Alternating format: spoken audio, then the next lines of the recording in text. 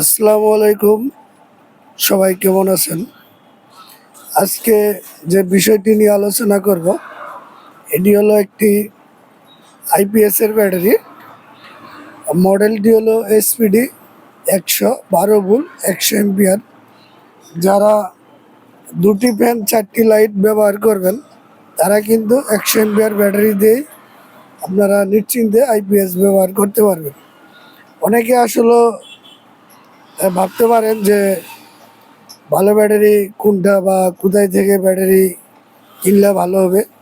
আপনাদেরকে আমি বলে দিই, এটি হলো আমাদের dealer point showroom Tofazzal motors, ঠিকানা বুটবাজার, গাজীপুর।